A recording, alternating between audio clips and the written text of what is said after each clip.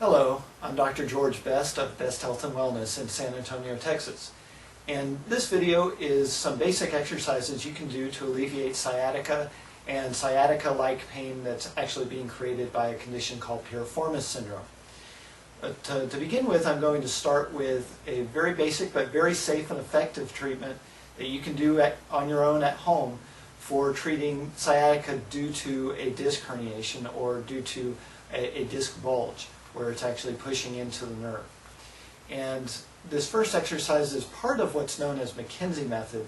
A lot of times you'll hear McKenzie referred to as McKenzie extension technique or McKenzie extension exercises. And it is true that most of the McKenzie exercises do involve spinal extension, as we're going to show you in this video.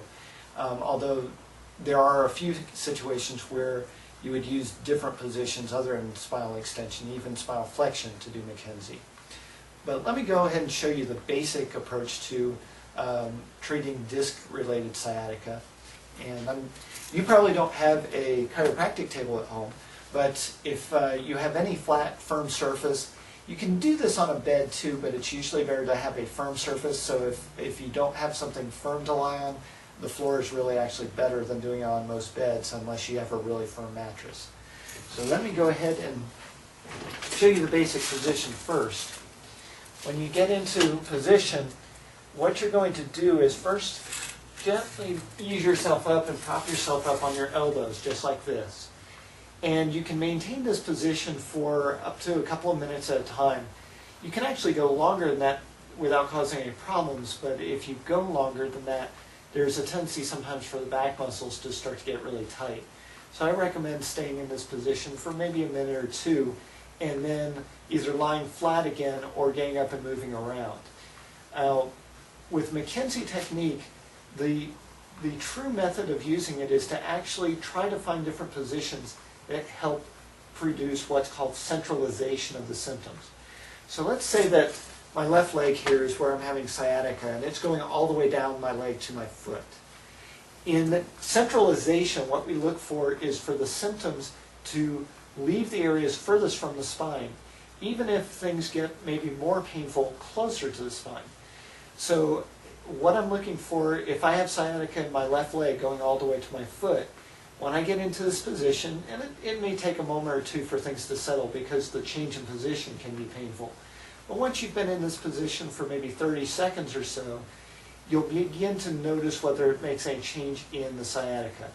So if you're in this position and you notice that you don't have the sciatica all the way to the foot anymore, that maybe it only goes to your calf, that's a good sign.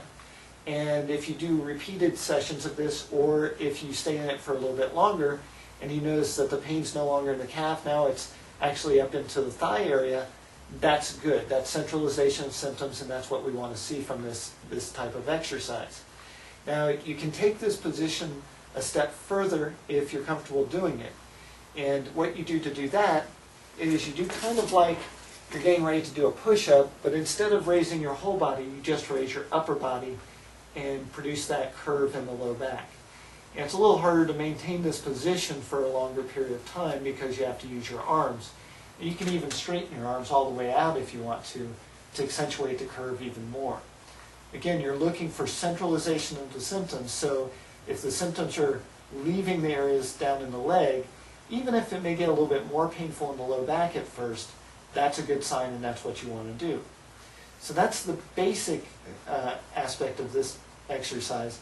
There is a slightly different thing that you can do with it, and in that respect, what you would do is, we'll just show you on the elbows, is that let's say you're on your elbows, and maybe this helps, maybe it doesn't. You want to test bending the spine slightly one side to the other.